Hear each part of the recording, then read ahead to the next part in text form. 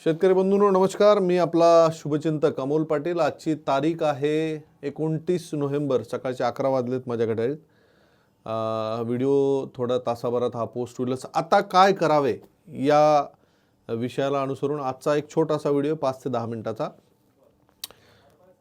कालची तारीख 27 आणि 28 दोन दिवसात महाराष्ट्रातल्या बऱ्याच जिल्ह्यांमध्ये पाऊस झाला. विशेषतः मराठवाडा, खानदेश, विदर्भ, गुजरातमध्ये, MP मध्ये, वेस्टर्नमधला पश्चिम महाराष्ट्रातला थोडासा भाग जर सोडला तर बऱ्याच ठिकाणी मोठ्या प्रमाणावर पाऊस झालेला आहे. आणि या पावसामुळे कुठे फायदा कुठे नुकसान अशी परिस्थिती आली आहे. नाशिक भागात सगळ्यात जास्त नुकसान आहे. त्या शेतकऱ्यांसोबत मी आहेच. परंतु आता जी संधी आहे त्या संधीतनं आपल्याला काय करता येईल, काय चांगलं करता येईल याचा प्रयत्न. आता काय करावे तर सगळ्यात पहिला आणि अत्यंत महत्त्वाचा सल्ला, महाराष्ट्रातल्या 22 जिल्ह्यांचा मी यादी तयार केली ज्या ठिकाणी पाऊस झालेला आहे. इथली एकही इंच जमीन कोरडी राहता कामा नये किंवा बिना पिकाची राहता कामा नये. अशा ठिकाणी आपण कुठलं पीक घेऊ शकतो? मराठवाड्यातले शेतकरी, विदर्भातले शेतकरी, खानदेशमधले शेतकरी, तुमचे जे खरीपचं पीक निघून गेलंय, बाजरी असेल, ज्वारी असेल, मका असेल, तुमच्याकडे पाण्याची कुठलीच व्यवस्था नसेल, अशा शेतकऱ्यांनी ताबडतोब जशी वापसा कंडिशन येईल तशी हरभरा पेरण्याची तयारी करावी. कोरडवाहू व्हरायटी, कमी दिवसात येणारी बारीक दाण्याची जात आता निवडावी आणि त्यासाठी योग्य जात आहे विजय.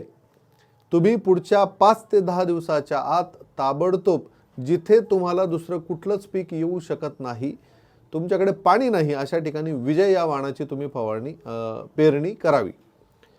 त्याचबरोबर जो हरभरा आता आहे 20 दिवसाचा 25 दिवसाचा फ्लावरिंग सुरू झालेली आहे, अशा ठिकाणी रोज पडणारी धुई, धुकं, पडलेला पाऊस, बुरशीजन्य वातावरण याच्यामुळे रोगाचा प्रादुर्भाव मोठ्या प्रमाणावर वाढू शकतो. हरभऱ्याला ज्या लोकांकडे 20 ते 25 दिवसाचा हरभरा आता आहे त्यांनी ताबडतोब पुढील प्रमाणे फवारणी करावी. नेटिओ 15 ग्राम, 1261 100 ग्राम. आळी असेल तर आळी बऱ्याच ठिकाणी नॅचरल कंट्रोल झाला असेल, पण जर तुम्हाला दिसत असेल तर पोकलँड 25 मिली, ब्लेस सुपर 5 ml अशी फवारणी करावी. जर फुलधारणा सुरुवात झाली असेल, बऱ्यापैकी फुलधारणा येऊन गेली असेल तर 1261 ऐवजी 05234 या खताचा, विद्राव्य खताचा वापर करावा. तूर पिकामध्ये बऱ्याच ठिकाणी फुलगळ होऊ शकते. दोन प्रकारच्या अवस्था सध्या दिसतील की बऱ्यापैकी शेंगा आता लागून गेलेल्या आहेत, फुलांचं प्रमाण कमी आहे आणि तूर वाकली आहे, झोपली आहे. त्या ठिकाणी शेंगांवर बुरशीचा प्रादुर्भाव होऊ नये, आळीचा प्रकोप होऊ नये यासाठी 05234 किंवा 0023 100 ग्राम, शक्यतोर 0023 जर शेंगांचं प्रमाण जास्त असेल तर, फुलांचं प्रमाण 50 आणि शेंगांचं प्रमाण 50% असेल तर 05234 100 ग्राम. नेटिओ 15 ग्राम एक चांगलं बुरशीनाशक. आळी असेल तर पोकलँड 25 मिली, ब्लेस सुपर 5 ml अशी फवारणी करावी. जर 50% फुलं असतील तर या ठिकाणी जेब्रॉन या औषधाचा वापर करावा, ज्याच्यामध्ये झिंक आणि बोरॉन आहे, जे फुलाचं फळामध्ये रूपांतर करायला मदत करेल.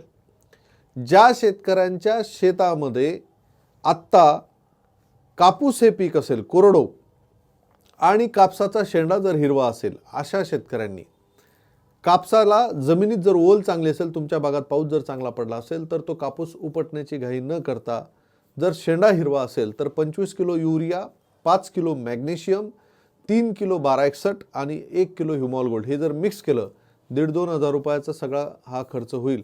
आणि झाडाच्या आजूबाजूला माती ॲड करायचं रिंग करून, जर शक्य असेल तर कमी क्षेत्रवाल्याला हे शक्य, दुसरं कुठलंच पीक ज्याला शक्य नाही त्याने हे काम करावं. आणि 8 ते 10 दिवस वाट बघून शेंडा आणखी चांगला हिरवा होईल, नवीन पात्या लागतील, मग त्यावेळेस फवारणीचा विचार करावा.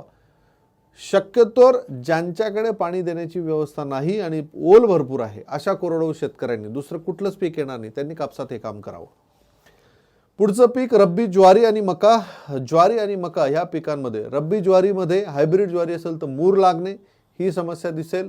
मक्यामध्ये लष्करी अळीचा प्रादुर्भाव 100% मोठ्या प्रमाणावर दिसेल. यासाठी आणि बुरशीजन्य रोगांचा प्रादुर्भाव होऊ नये यासाठी पोकलँड 25 मिली किंवा डेलिगेट 10 मिली दोघांपैकी एक, हारू 30 ग्राम, मायक्रोडिल सुपरमिक्स 30 ग्राम, ब्लेस सुपर 5 ml ह्या 4 औषधांचं मिश्रण घेऊन फवारणी करावी. कांदा, जर तुमचा कांदा उपटून शेतात पडलेला असेल, लेट खरीप कांदा, तर कांद्याची पात खांडली नसेल तर तो कांदा अजून 2 दिवस सुकू द्यावा, मगच मार्केटला न्यावा. खांडण्याची घाई करू नये.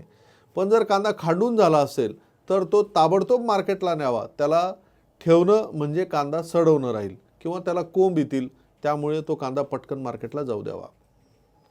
ज्या शेतकऱ्यांची कांद्याची लागवड लेटेस्ट झाली 15, 20, 25 दिवसापूर्वी, अशा शेतकऱ्यांच्या शेतामध्ये किंवा महिन्याभराचा कांदा असेल, करप्याचा प्रादुर्भाव मोठ्या प्रमाणावर दिसू शकतो किंवा पिळ रोगाचा प्रादुर्भाव मोठ्या प्रमाणावर दिसू शकतो. अशा शेतकऱ्यांनी सोलिमो नावाचं औषध 50 मिली, मायक्रोडिल super mix 30 gram, karate 25 milli, bless super 5 ml अशी फवारणी करावी. याच्याने करपा आणि पिळ रोग हा जागेवर थांबतो. तर कांदा, हरभरा, रब्बी ज्वारी, मका, तूर, कापूस या पिकांविषयी आपण सल्ला दिलेला आहे. कोरडवाहू शेतकऱ्यांनी ताबडतोब हरभऱ्याच्या विजय या वाणाची पेरणी करावी. नक्कीच आपल्याला काही ना काही उत्पन्न मिळून आपल्याला आर्थिक मोबदला मिळेल. केळी ज्या शेतकऱ्यांची 4 ते 5 महिन्याची आहे, अशा शेतकऱ्यांच्या केळीचे पानांचं मोठ्या प्रमाणावर नुकसान झालं असेल, केळीची पानं फाटली असतील, फाटल्यानंतर जखम तयार होऊन त्या ठिकाणी बुरशीजन्य रोगांचा प्रादुर्भाव वाढेल. सिगाटोका किंवा करपा या रोगाचा प्रादुर्भाव 100% वाढेल. या ठिकाणी कॉपर हायड्रॉक्साईड 30 ते 40 ग्राम किंवा सोलिमो 50 मिली, मायक्रोडिल सुपर मिक्स 40 ग्राम, फॉलिबियॉन 40 मिली, ब्लेस सुपर 5 ml प्रतिपंप प्रमाण घेऊन फवारणी करावी. तर मी महत्त्वाच्या पिकांना आता काय करावे याचं सोल्युशन दिलेलं आहे. जर या व्यतिरिक्त कुठलीही अडचण असेल तर 99 239 74 222 या नंबरला फोटो पाठवावे. कृपया फोन करू नये. धन्यवाद. जय हिंद.